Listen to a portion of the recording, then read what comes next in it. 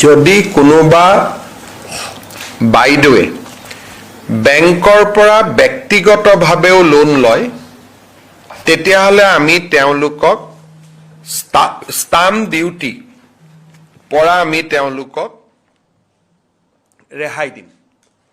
আগতে আছিলে যে গ্ৰুপ হিচাপে লোন ল'লে আমি ষ্টাম্প ডিউটি নলৈছিলোঁ, কিন্তু এতিয়া আপোনালোকে জানে যে আমি এটা নতুনকৈ ভাৰতত এটা কনচেপ্ট আহিছে লাখপতি বাইদেউ। অসমত 9 লাখ লাখপতি বাইদেউ আছে। এই 9 লাখ লাখপতি বাইদেৱে তেওঁলোকৰ বেংক ষ্টেটমেণ্ট, বেংক একাউণ্ট যদি প্ৰডিউচ কৰে, বেংকে তেওঁলোকক লোন দিবলৈ আগ্ৰহী, কিন্তু তেওঁলোকে ষ্টাম্প ডিউটি দিব লাগিব, কাৰণ লোনৰ সময়ত বেংক আৰু লাখপতি বাইদেউৰ মাজত এখন এগ্ৰিমেণ্ট হয়। এগ্ৰিমেণ্টখন ৰেজিষ্টাৰ কৰিব লাগিব, আৰু এগ্ৰিমেণ্টখন ৰেজিষ্টাৰ কৰিলে ষ্টাম্প ডিউটি দিব লাগিব। আজি কেবিনেটে সিদ্ধান্ত ল'লে, আমি বাজেটতো ঘোষণা কৰিছিলোঁ যে কোনোবা সেল্ফ হেল্প গ্ৰুপৰ বাইদেৱে ব্যক্তিগতভাৱে যদি লোন লয়, গ্ৰুপত লোন ল'লেতো ষ্টাম্প ডিউটি নালাগিছিলে, এতিয়াৰ পৰা ব্যক্তিগতভাৱে লোন ল'লেও ষ্টাম্প ডিউটি দিব নালাগে। বিনা ষ্টাম্প ডিউটিত তেওঁলোকৰ এগ্ৰিমেণ্টখন ৰেজিষ্টাৰ্ড হ'ব। ইয়াৰ ফলত এইটোৱে লাভ হ'ব যে বেংকসমূহে লাখপতি বাইদেউসকলক বা আন বাইদেউসকলক লোন দিয়াৰ ক্ষেত্ৰত অধিক আগ্ৰহী হ'ব, কাৰণ এই ষ্টাম্প ডিউটিটোৰ পইচাটো আধা বেংক আৰু আধা বাইদেউসকলে দিব লাগিছিল। এতিয়া ৰাজ্য চৰকাৰে তাক ৱেভ কৰি দিলে, আৰু তাৰ পৰিপ্ৰেক্ষিতত আমাৰ যিটো এটা মনত ইচ্ছা বা আমাৰ আকাংক্ষা আছিল যে অসমত লাখপতি বাইদেউৰ সংখ্যা বাঢ়ি গৈ থাকক, তাৰ ক্ষেত্ৰত আৰু এটা সবল শক্তিশালী খোজ আজি আমি দিব পাৰিলোঁ। কেবিনেটে আজি waiver of stamp duty on individual loan documents executed by self help groups member, ইয়াক আজি আপ টু 10 লাখলৈকে ষ্টাম্প ডিউটি নালাগে বুলি ৱেভ কৰি দিলে। আমাৰ ইমান দিনে আয়ুৰ্বেদিকত পাছ কৰি যিসকলে ডক্তৰ হিচাপে কাম কৰি আছিল, তেওঁলোকৰ এটা হায়াৰকি নাছিলে। MBBS ডক্তৰ MNHO 1 হয়, ছিনিয়ৰ MNHO হয়, SD MNHO হয়, ডিষ্ট্ৰিক্ট ছুপাৰিণ্টেণ্ডেণ্ট হয়, জইণ্ট ডিৰেক্টৰ হেল্থ হয়, এডিশ্যনেল ডিৰেক্টৰ হেল্থ হয়, ডাইৰেক্টৰ হেল্থ হয়। আজি আমি আয়ুৰ্বেদিকতো এটা তেওঁলোকৰ যাতে এটা নিজৰ ছাৰ্ভিচ ৰুল থাকে, যাতে তেওঁলোকেও প্ৰমোশ্যন হৈ ডাইৰেক্টৰ আয়ুষ পৰ্যন্ত হ'ব পাৰে, সেই ধৰণে আজি আমি আমাৰ ৰাজ্যত কাম কৰি থকা আয়ুৰ্বেদিক ডক্টৰসকলৰ বাবে এটা নতুন সেৱা বিধি কেবিনেটে আজি মঞ্জুৰি কৰে। আমি এই মাহৰ পৰা নিৰ্বাচনৰ আগতে দিয়াৰ ধৰণে আমাৰ ৰেচন কাৰ্ডৰ বিপৰীতে দালি, চেনি আদি দিয়াৰ যিটো ব্যৱস্থা, তাক আমি আগষ্ট মাহৰ পৰা পুনৰ আৰম্ভ কৰিম। ইয়াৰ নিবিদা আদি দায়িত্ব বা কেনেকৈ ভালদৰে কিনিব পাৰে, এই গোটেই দায়িত্বটো আজি ৰাজ্য চৰকাৰে নিজে নকৰি নাফেডক অৰ্পণ কৰে। এতিয়া নাফেডে টেণ্ডাৰ কৰিব, নাফেডে গোটেইখিনি কৰিব। ৰাজ্য চৰকাৰৰ দায়িত্ব মাত্ৰ বিতৰণত থাকিব। প্ৰকিউৰমেণ্ট, কিনা বেচাৰ দায়িত্বৰ পৰা ৰাজ্য চৰকাৰ নাথাকিব। কিনা বেচাৰ সম্পূৰ্ণ দায়িত্ব আমি নাফেডক দিছোঁ, কিন্তু নাফেডেও এনেই কিনিব নোৱাৰিব, টেণ্ডাৰ কৰিহে এই বয় বস্তুবিলাক তেওঁলোকে কিনি আমাক দিব পাৰিব। আজি আমাৰ কেবিনেটত এটা অত্যন্ত গুৰুত্বপূৰ্ণ সিদ্ধান্ত হয়। আপোনালোকে জানে যে অসমত বহুত মাটি বাৰীৰ যিমান গোচৰ হয়, কণ্ডল হয়, তাৰ মূলৰ কাৰণটো হ'ল power of attorney, agreement for sale, এনেকুৱা বিভিন্ন ধৰণৰ কাগজ পত্ৰত আমাৰ মানুহে চহী কৰে আৰু পৰৱৰ্তী কালত মাটিখিনি যদি কাবাক বিক্ৰীও কৰিব খোজে বিল্ডাৰ এজনে আহি কয় আপুনিতো মোৰ লগত এগ্ৰিমেণ্টটো চেল কৰি থৈছে আপুনি মোৰ লগত পাৱাৰ অফ এটৰ্নি কৰি থৈছে আৰু এগ্ৰিমেণ্টটো চেল বা পাৱাৰ অফ এটৰ্নিখন আগতে কিয় কৰি ৰাখিছিলে তাত কোনো ষ্টাম্প ডিউটি দিব নালাগিছিল তাত কোনো ৰেজিষ্ট্ৰেশ্যন কৰিব নালাগিছিল গতিকে মানুহে চহী এটা লৈ লয় আৰু এটা চহী মৰাৰ কাৰণে মানুহজনে গোটেই জীৱন জুৰি নিজৰ মাটি বাৰী বিক্ৰী কৰিব নোৱাৰা হয় পাৱাৰ অফ এটৰ্নি এখনত চহী কৰি থোৱা বুলি তেওঁ গোটেই জীৱন জুৰি মাটি বাৰী বিক্ৰী কৰিব নোৱাৰা হয় কাৰণ এইবিলাকত কোনো ৰেজিষ্ট্ৰেশ্যন নালাগিছিলে ষ্টাম্প ডিউটিও নালাগিছিলে এখন খোলা কাগজত চহী কৰি ল'লে হৈ গ'ল আজি কেবিনেটে এইটো এটা বহুত ডাঙৰ এটা সিদ্ধান্ত ল'লে যে এগ্ৰিমেণ্টটো চেল কৰিলেও আপুনি ৰেজিষ্টাৰ কৰিব লাগিব পাৱাৰ অফ এটৰ্নি ল'লেও আপুনি ৰেজিষ্টাৰ কৰিব লাগিব আৰু যেতিয়া agreement for sale power of attorney আদি ৰেজিষ্টাৰ কৰিব লাগিব ৰেজিষ্টাৰৰ ওচৰত গৈ কোনোবাই ৰেজিষ্ট্ৰেশ্যন কৰিব লাগিব সম্পূৰ্ণ দলিন কাগজ পত্ৰত তেতিয়া চৰকাৰে জানিব যে আমি ৰেজিষ্টাৰ কৰিছোঁ আৰু তেতিয়া এখন যদি ৰেজিষ্টাৰ কৰি থৈছে দ্বিতীয়খন ৰেজিষ্টাৰ নহ'ব তৃতীয়খন ৰেজিষ্টাৰ নহ'ব চতুৰ্থখন ৰেজিষ্টাৰ নহ'ব নহ'লে আজি মই জয়ন্ত মল্ল বৰুৱাৰ পৰা এডোখৰ মাটি কিনিছোঁ অলপ পিছতে এগ্ৰিমেণ্টটো চেল লৈ আৰু তিনিজন আহি যায় মাটিটো মই এগ্ৰিমেণ্ট কৰি থৈ দিছোঁ সেইকাৰণে কেবিনেটে বিধানসভাত এখন আইন আনিব খুজিছে যাৰ জৰিয়তে এতিয়া এগ্ৰিমেণ্টটো sale power of attorney mortgage short term lease bank guarantee এই গোটেইবিলাক চৰকাৰৰ ওচৰত পঞ্জীয়ন কৰিব লাগিব পঞ্জীয়ন মাচুল দি ইয়াৰ ফলত যিটো এই ডকুমেণ্টছবিলাকৰ অপব্যৱহাৰ হৈছিলে সেই অপব্যৱহাৰ এতিয়া বহুত পৰিমাণে ৰোধ হ'ব কিন্তু কোনোবাই যদি মই এগ্ৰিমেণ্টটো চেল নকৰোঁ বাহিৰে বাহিৰে চেলে কৰি দিম তেতিয়া আৰু এইবিলাক ৰেজিষ্টাৰ কৰাৰ দৰকাৰ নাই ধৰক মোৰ ফ্লেট এটা মোৰ আছে মই বিক্ৰী কৰিব খুজিছোঁ তেতিয়া আমাক এগ্ৰিমেণ্টটো চেল কৰিব নালাগে ডাইৰেক্ট মই বিক্ৰী কৰিব পাৰোঁ কিন্তু এগ্ৰিমেণ্টটো চেল কৰি পিছত মই কিনিম 3 বছৰ 10 বছৰ আগতো এগ্ৰিমেণ্ট অফ চেল বুলি উলিয়াই লৈ দিয়ে কোনোবাৰ মৃত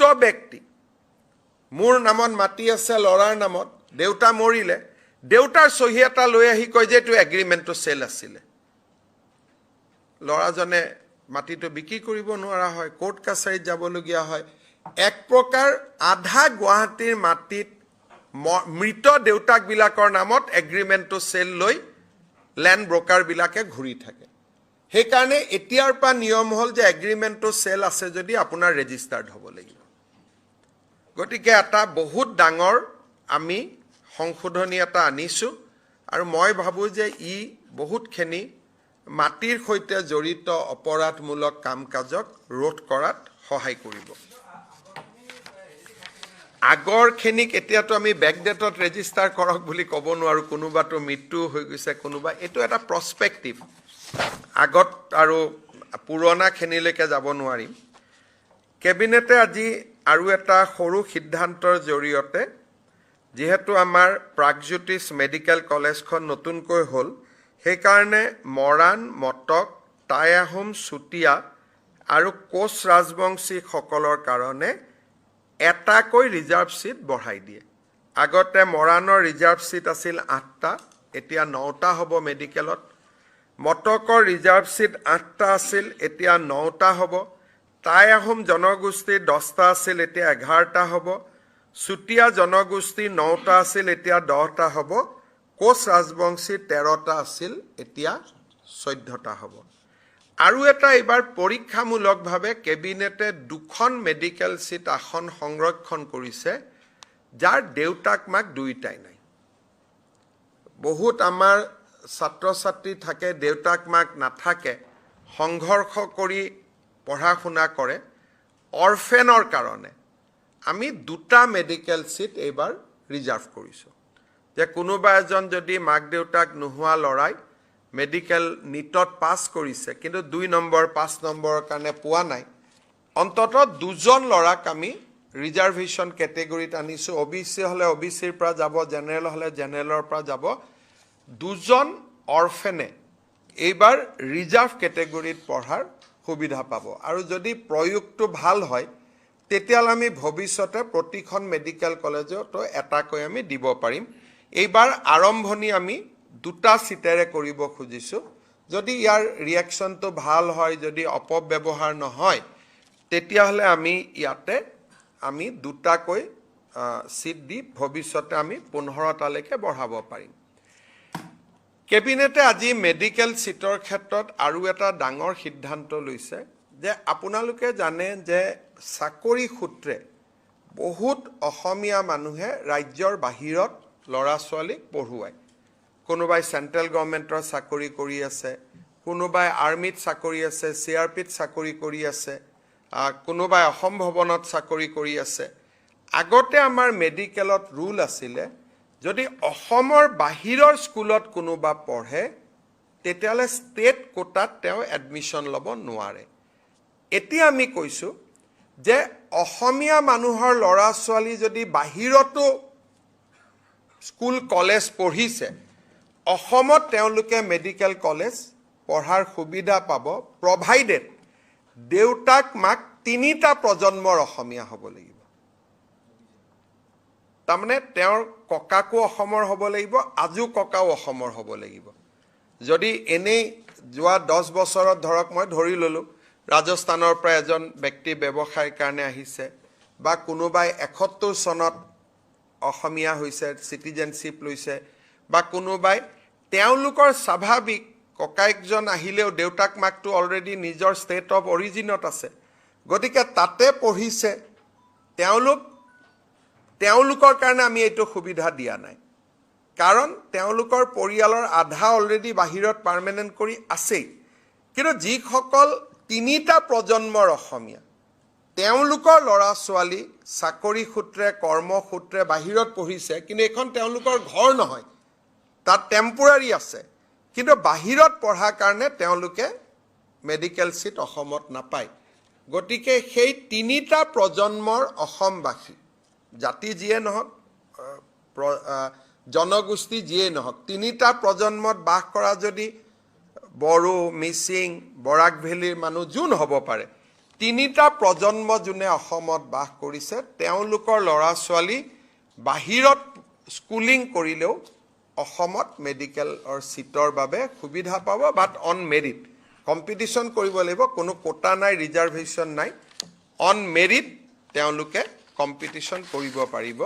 এইটো আমাৰ প্ৰবাসী অসমীয়াসকলৰ বহুত দিনীয়া এটা দাবী আছিলে। কলিকতাত কোনোবা, আপোনালোকে জানে যে সব জাগাতে, বাংগালুৰুত অসমীয়া সমাজ থাকে, পুনেত থাকে, দিল্লীত থাকে, লাহে লাহে অসমীয়া মানুহ বাহিৰত বাঢ়িছে। তেওঁলোকৰ ল'ৰা ছোৱালীক কৰ্ণাটকেও এডমিশ্যন নিদিয়ে, অসমেও এডমিশ্যন নিদিয়ে। তেওঁলোকৰ ল'ৰা ছোৱালীক চিটিজেন নহয় বুলি মহাৰাষ্ট্ৰও এডমিশ্যন নিদিয়ে, অসমেও নিদিয়ে।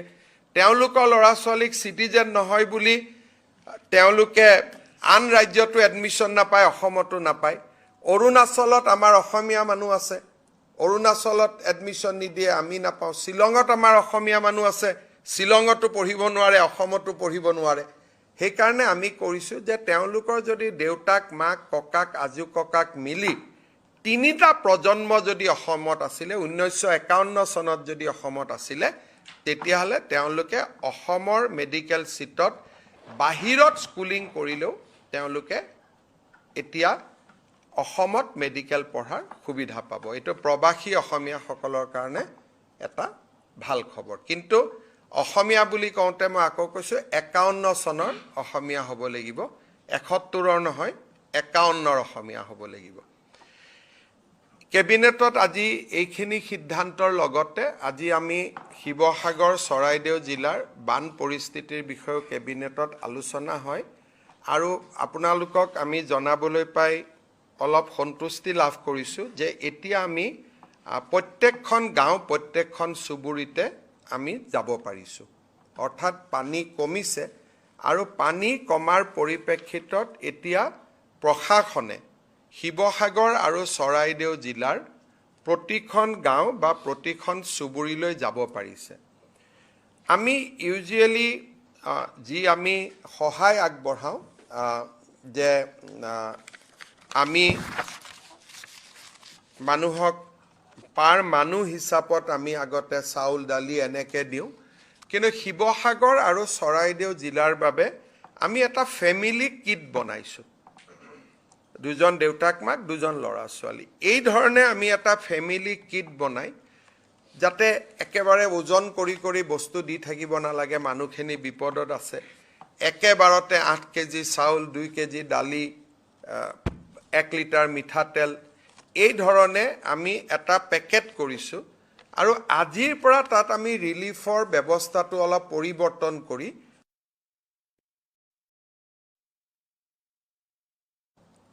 কোনো মণ্ডল মহৰীয়ে গৈ আকৌ জুখি জুখি থাকি দাগা পাল্লা দি যাতে বস্তু দি থাকিব নালাগে, প্ৰত্যেকটো পৰিয়াল বুলি আমি এটা পেকেট দি দিব পাৰোঁ। তিনিচুকীয়া, ডিব্ৰুগড়, নগাঁও, যোৰহাট আৰু গুৱাহাটীত এই পেকেটবোৰ আমি পেকেটিং কৰি আছোঁ, যিহেতু শিৱসাগৰ বা চৰাইদেউত সম্ভৱ নহয়। আজিও কিছু পেকেজ গৈছে, অহাকালিও যাব। 3 দিনৰ ভিতৰত আমি আশা কৰোঁ। লুজ চাউল দালি দি আছে অলৰেডি, এনেকুৱা নহয় যে পেকেটটো হ'ব বুলি। লুজ চাউল দালি দি আছে। অতিৰিক্তভাৱে আমি ফেমিলি পেকেট এটা আমি দিয়াৰ বাবে আমি আগবাঢ়ি গৈছোঁ। বহুত মানুহে মোক সুধি আছে যে তাতে আমি কি সহায় আমি ৰাইজক কৰিব পাৰোঁ। বহুতবিলাক NGO বা আন লোকে আমাক সুধি আছে। মোৰ এটাই অনুৰোধ যে আমাক যথেষ্ট কাপোৰ কানি লাগে, কিন্তু ইউজ কাপোৰ কানি নালাগে। পুৰণা কাপোৰ কানি আপোনালোকে জানে যে চৰাইদেউ, শিৱসাগৰত আমাৰ যিমানবিলাক পৰিয়াল আছে, তাতে আমি ইউজ কাপোৰ পঠাই বহুত বেছি লাভ নহ'ব, কাৰণ তেওঁলোকে ব্যৱহাৰ কৰিবলৈ অসুবিধা পাব। গতিকে মোৰ অনুৰোধ যে স্বেচ্ছাসেৱী সংগঠনসমূহে যথেষ্ট ফেনাইল দিব পাৰে, কাৰণ এতিয়া ডিছইনফেক্ট কৰাৰ খুব প্ৰয়োজন হৈছে ঘৰবিলাকত।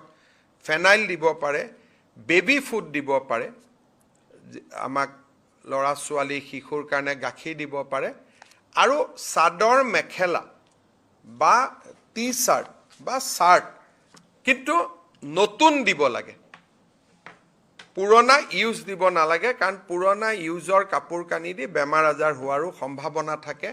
আৰু বানপানীত যিহেতু তেওঁলোক আক্ৰান্ত, বডিৰ যিটো ৰেজিষ্টেণ্ট লেভেল সেইটো অলৰেডি কমি আছে। গতিকে ইউজ কাপোৰ কানি গ'লে আকৌ আমাৰ ৰেজিষ্টেণ্ট লেভেলটোতো কম্প্ৰমাইজ হ'ব পাৰে।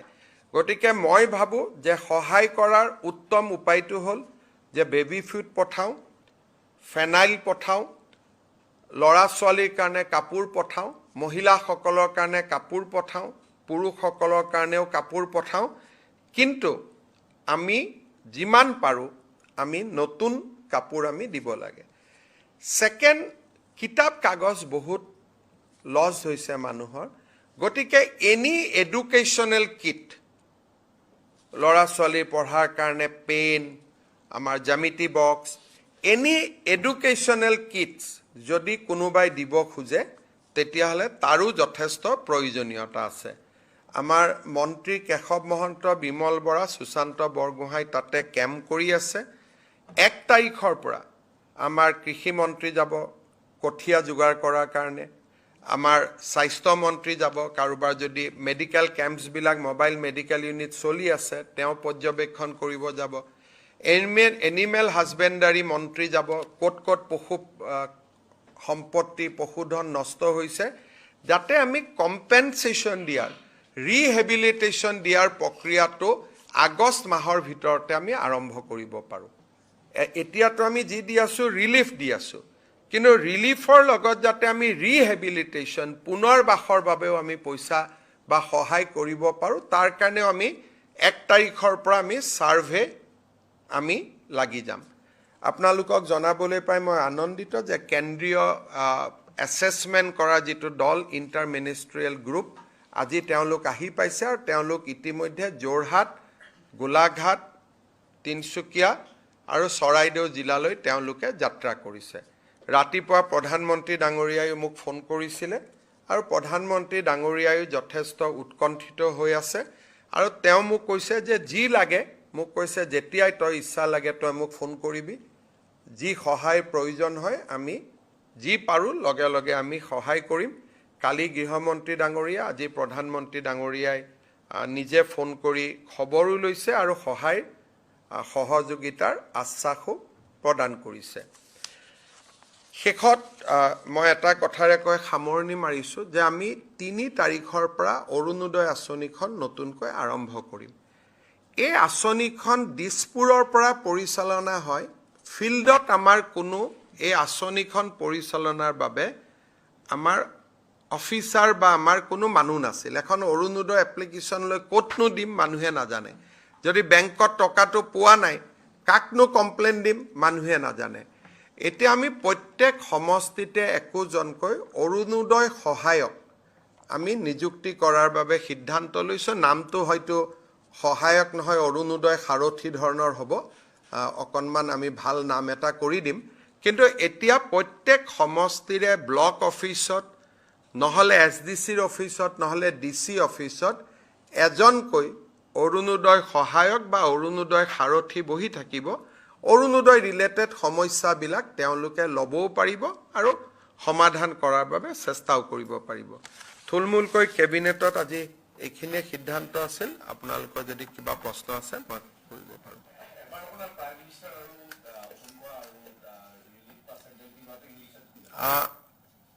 आज भारत के माननीय प्रधानमंत्री नरेंद्र मोदी जी ने सुबह ही मुझे फोन किया था असम के बाढ़ परिस्थिति का बारे में उन्होंने मेरा साथ चर्चा किया प्रधानमंत्री जी ने मुझे आश्वासन दिया कि ये दुख का घड़ी में भारत सरकार असम वासियों का साथ खड़ा है आज इंटर मिनिस्ट्रियल टीम प्रधानमंत्री जी ने भेजा है पहुंच गया है असम में इंटर मिनिस्ट्रियल टीम डैमेज का जो भी असेसमेंट करेगा भारत सरकार हमें सहाय करेगा पूरा प्रधानमंत्री जी ने मुझे आश्वासन दिया है आप लोग जानते हैं कल गृह मंत्री जी ने भी मुझे टेलीफोन किया था और भारत सरकार से जो भी सहायता का जरूरत है वो देने का आश्वासन भी दिए थे आज प्रधानमंत्री जी ने बात करने का बाद मैंने थोड़ा एयरफोर्स को थोड़ा ज़्यादा एक्टिवेट करने के लिए बोला था आज एयरफोर्स ने काफ़ी एरिया में फूड पैकेट्स ड्रॉप किया है और ये फूड पैकेट सही सलामत लोगों का पास आज पहुंच भी गया है पहला दौर में कुछ समस्या हुए थे थोड़ा पैकेट फाट गए थे लेकिन आज बहुत ही सुशृंखलित व्यवस्था के अनुसार पैकेट्स वगैरह ड्रॉप किया गया है और एयरफोर्स से भी ये ड्रॉपिंग काल और परसों भी चलते रहेगा हालांकि अभी हम हर जगह में जाने का परिस्थिति में आ चुका है नागालैंड का डोयांग से एनएचपीसी जो पानी रिलीज किए थे उससे भी बहुत ज़्यादा गोलाघाट में लॉस नहीं हुए इसलिए ब्रह्मपुत्र और धनसिरी नदी का स्तर काफ़ी नीचे था सो जो भी पानी ऊपर से छोड़ा गया है हमारा दोनों नदियों ने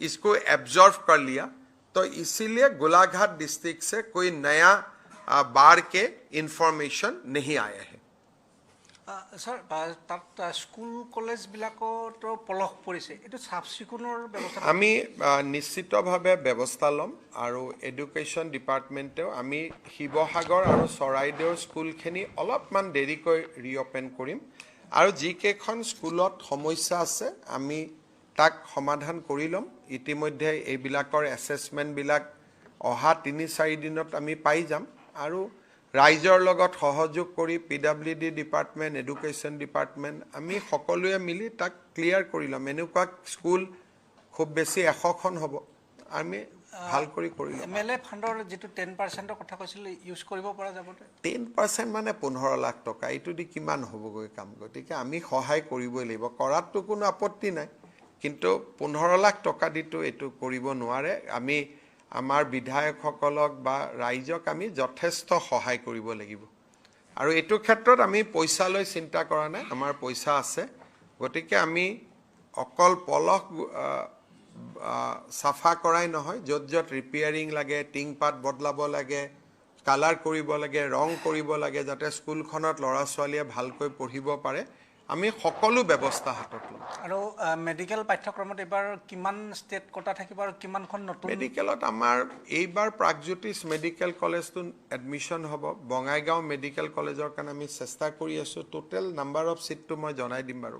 মানে আমাৰ 14খনত 100কৈ 1400 আৰু ডিব্ৰুগড়ত 150, গুৱাহাটীত প্ৰায় 250, ৰাফলি 1800 মান ছিট হ'ব, 1800 ছিট হ'ব।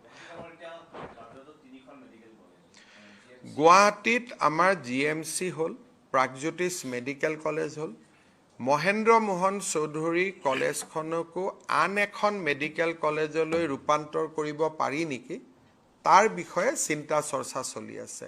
এইমছক ধৰি 3 নম্বৰ, ESICৰ হস্পিটেলখনক দেখিলে 4খন, গুৱাহাটী মহানগৰীত এতিয়া 4খন মেডিকেল কলেজ আৰু এখন মেডিকেল কলেজ হোৱাৰ সম্ভাৱনা চলি আছে। স্যাৰ, এটা গুৰুত্বপূৰ্ণ কথা যে মন্ত্ৰীৰ জীয়ৰীয়ে আজি আপোনাৰ কক্ৰোচ পাৰ্টিত তেওঁ ভাগ লৈছে। মই ভাবোঁ যে মোৰ ল'ৰা ছোৱালীয়ে কি কৰিব তাৰ কাৰণে মই কেনেকৈ উত্তৰ দিব পাৰোঁ। আজিকালি ল'ৰা ছোৱালী, ককাক মাক ভায়েক, মোৰে দাদাই মোৰ কথা একো নামানে, এটা স্বাধীন চিতীয়া জীৱন লাভ কৰে। মোৰ ল'ৰা ছোৱালীয়েও মোৰ কথা বহুত কথাত নামানে। আৰু মই ভাবোঁ আপোনালোকেও দেউতা আমাৰ ৰাজনৈতিক আদৰ্শৰ লগত আপোনালোকে নিমিলে। আপোনালোকৰতো সকলোৰে দেউতা আমাৰ বিজেপি, কিন্তু আপোনালোকেতো বিজেপিক ইয়াতে বহুত পকাই পকাই প্ৰশ্ন সুধি থাকে। গতিকে মই যিমানক জানো, ইয়াত যিমান সাংবাদিকে ৰীল বনাই বিজেপিৰ এগেইনষ্টত, তাৰ দেউতাক মাক চব বিজেপি। সেইকাৰণে মই ভাবোঁ যে এইটো ক্ষেত্ৰত মোদীজীৰ বিপক্ষে কৈছে, মই দুখ পাইছোঁ। কেতিয়াবা ছোৱালীজনীক লগ পালে মই কথাও পাতিম।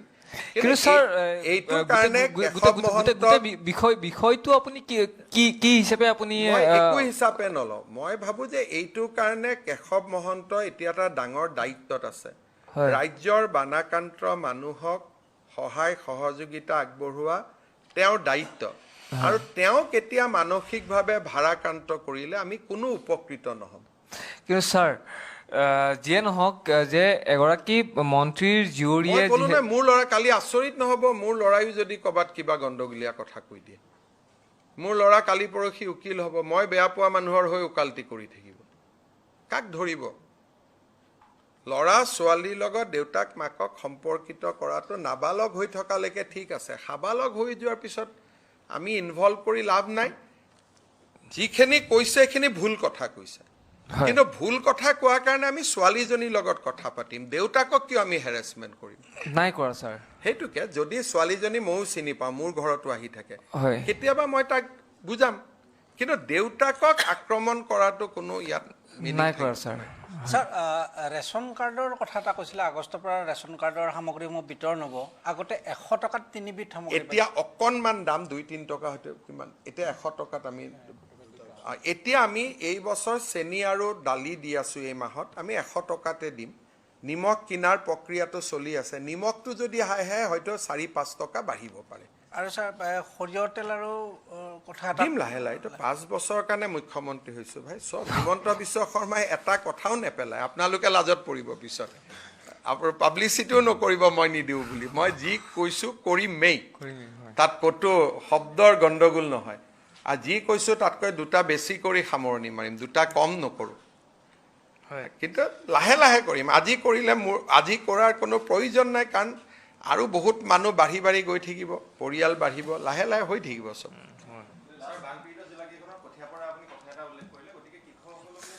কঠীয়ালৈ বিশেষ সমস্যা একো নাই।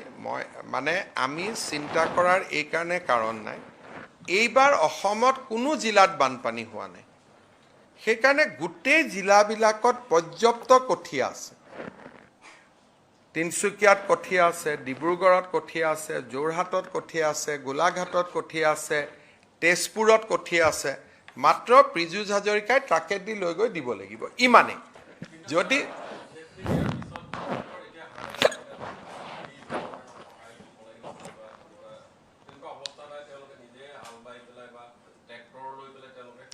ট্ৰেক্টৰো পাব, ট্ৰেক্টৰো তেওঁলোকৰ ট্ৰেক্টৰ আছে, বোলে ডিজেলটো লাগে আমি ডিজেলটো দি দিম। গতিকে আপোনালোকে দেখিব যে একো অসুবিধাই নাথাকে।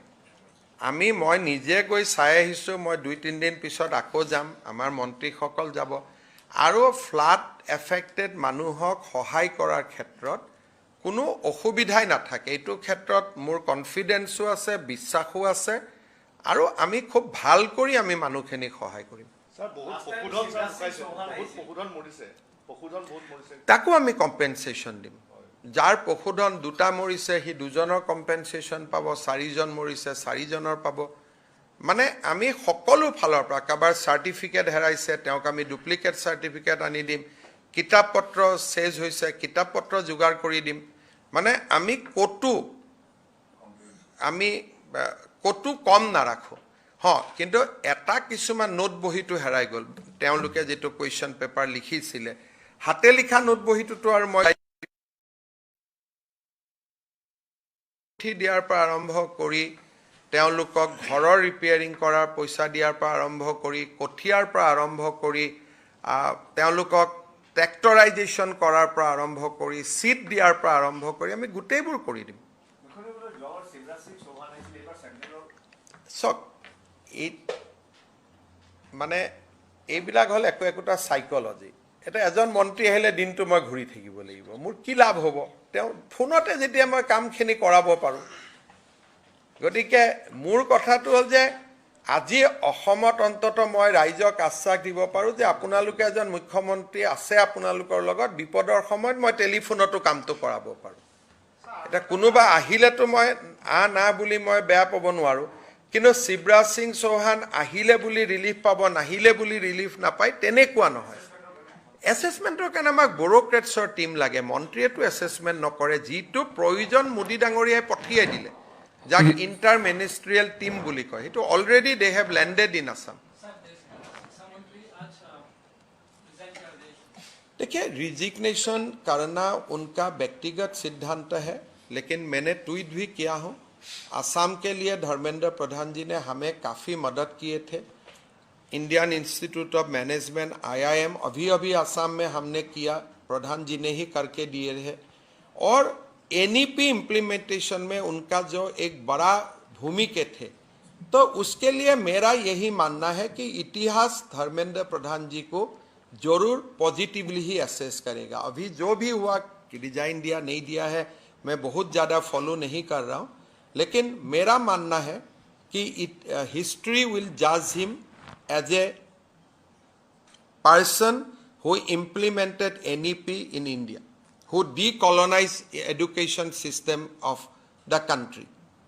बाकी क्यों रिजिग्नेशन दिया है, क्यों दिया है, मैं बहुत ज़्यादा इसको फॉलो अप नहीं कर रहा हूँ, मैं बात भी नहीं कर रहा हूँ। थोड़ा बाहर का परिस्थिति सुधारने दीजिए, और ये सब विषय में मेरा भी व्यूज़ होता है, और मैं बहुत हवा का साथ नहीं जाता हूँ। मेरा अपना भूमिका, अपना मेरा बात होते हैं, लेकिन मैं अभी कुछ नहीं बोलना चाहता हूँ। इसलिए मेरे लिए शिवसागर, सरायदेव, गोलाघाट, जोरहाट ज़्यादा इम्पोर्टेंट है।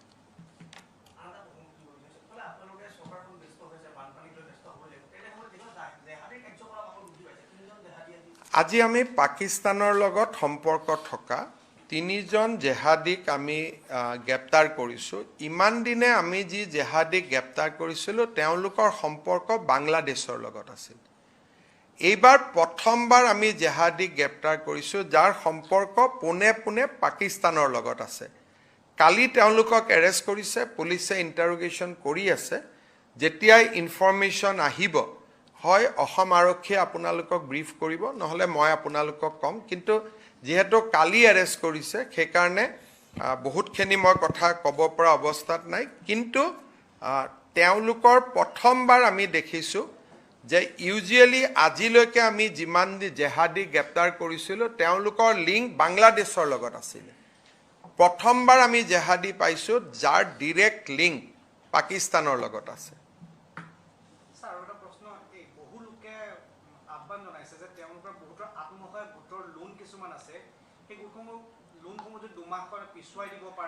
বেংকক মই অনুৰোধ কৰিম, কিন্তু বেংকত মই ক'লেও বেংকে বহুত কথা নুশুনে, কিন্তু মই চিঠি লিখিম বিত্তমন্ত্ৰী ডাঙৰীয়াক যে এটা বা দুটা মাহৰ যদি ইনষ্টলমেণ্টটো পিছুৱাই ল'ব পাৰে। স্যাৰ এটা গুৰুত্বপূৰ্ণ কথা আপোনাক উল্লেখ কৰিব বিচাৰিম যে গুৱাহাটীৰ বিভিন্ন স্থানত বিভিন্ন পাহাৰ এৰিয়াত আপোনাৰ কিছুমান ঘৰ আছে য'ত আপোনাৰ বিশেষভাৱে আপোনাৰ প্ৰায় দুৰ্যোগ মানে আপুনি কি ক'ব খুজিছে কওকচোন। দুৰ্যোগপন্ন অৱস্থাত আছে ছাৰ। সেই ঠাইসমূহত আপোনালোকৰ ফালৰ পৰা কিছু ব্যৱস্থা কৰা হ'ব নেকি ছাৰ? মানে কি বিচাৰিছে আপুনি ব্যৱস্থা মানে কি? গাৰ্ডৱালৰ পৰা আদি কৰি পাহাৰত কেনেকে গাৰ্ডৱাল দিব? পাহাৰত বিপদজনক স্থানৰ পৰা আমি আঁতৰি আহিব লাগে আৰু সুৰক্ষিত স্থানত বৰষুণৰ দিনকেইটাত আমি থাকিব লাগে। স্কুল কলেজ য'ত যি আছে নামঘৰ আছে তাতে আশ্ৰয় ল'ব লাগে বৰষুণৰ সময়ত। আৰু লাহে লাহে মাটিটো ষ্ট্ৰং হৈ যায়। য'ত 2 বছৰ আগত ইৰোশ্যন হৈছিল এতিয়া নহয়। নতুনকৈ য'ত খান্দে নতুনকৈ ঘৰ বনায় তাতে এনেকুৱা ধৰণৰ লেণ্ডশ্লাইড হয়। কিন্তু ব্যক্তিগত মানুহক গাৰ্ডৱাল চৰকাৰে কেনেকৈ বনাই দিব? Sir, today some of the protesters have been detained in front of Social. I know you're not a I cook. don't know. I'm just ask me question about flood.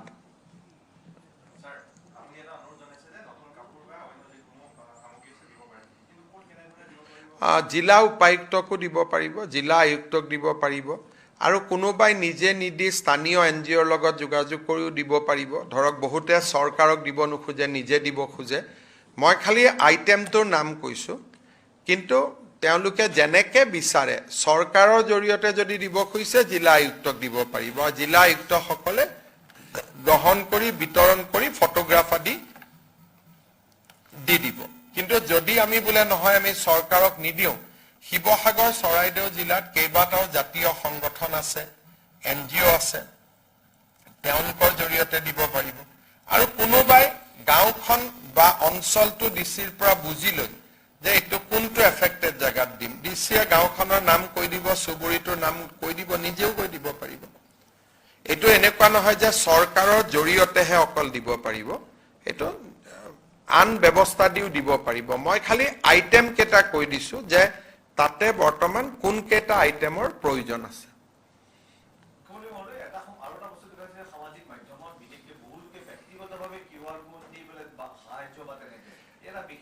মইতো এটা কথা কৈছোঁ যে টকা পইচাৰ বহুত বেছি প্ৰয়োজন নাই, আমি কাকো দিব নালাগে। কোনোবাই যদি টকা পইচা বোলে CM ৰিলিফ ফাণ্ডত দিয়ে এইটো এটা বেলেগ কথা, কিন্তু বাকী সামগ্ৰী দিয়া ভাল। সেইকাৰণে ময়ো বহুত বেছি এপিল কৰি থকা নাই যে ৰিলিফ ফাণ্ডতে টকা দিয়ক বুলি। কোনোবাই যদি বোলে নহয় মুখ্যমন্ত্ৰী ৰিলিফ ফাণ্ডত দিছোঁ তেওঁ দি দিব, এটা বেলেগ কথা। আৰু তাৰ পৰিৱৰ্তে টকা পইচা যদি দিব ইচ্ছা আছে মই অনুৰোধ কৰিম CM ৰিলিফ ফাণ্ডত দিব। টকা পইচা আন জেগাত নিদিব, বৰঞ্চ তেওঁলোকক সামগ্ৰীখিনি কিনি দি দিয়ক। একেটা NGOকে দিয়ক কিন্তু সামগ্ৰীখিনি কিনি দিয়ক। কাৰণ টকা পইচা এনেকুৱা সময়ত অপব্যৱহাৰ কৰা মানুহো বহুত ওলাই যায়, আকৌ ভাল কাম এটাত মানুহজনৰ মনটো বেয়া হ'ব। আৰু আজিকালি লিষ্টেড NGO বহুত আছে কাম কৰি থকা, গতিকে তেওঁলোকৰ থ্ৰুদিও দিব পাৰিব। এইটো নহয় যে অকল CM ৰিলিফ ফাণ্ডতে দিব লাগে, বেলেগ বেলেগ ব্যৱস্থাৰে আমি দিব পাৰোঁ। হ'ব। লেটেষ্ট ডেটটো আমি সদায় ৰাতি আমি বুলেটিন উলিয়াওঁ। কালি মই লাষ্ট বুলেটিনলৈকে পোৱালৈকে আছিলে 62 আৰু আজিৰ সংখ্যাটো মই একজেক্টলি আপোনালোকক অলপ পিছত ঠিক ৰাতি 10-12 বজাৰ পিছত মই টুইট কৰি দিম, যাতে মই ইনফৰমেশ্যন যিটো আহে কাৰেক্ট আহে। দিনৰ সময়ত আমি বহুত বেছি ডিষ্টাৰ্ব নকৰোঁ, চবেই ৰিলিফত জড়িত থাকে। 9টা-10টাত তেওঁলোকে আমাক ৰিপৰ্টবিলাক পঠায়। কিন্তু যোৱাকালি ৰাতি 12টা বজালৈকে ডেটটো লোৱা 62।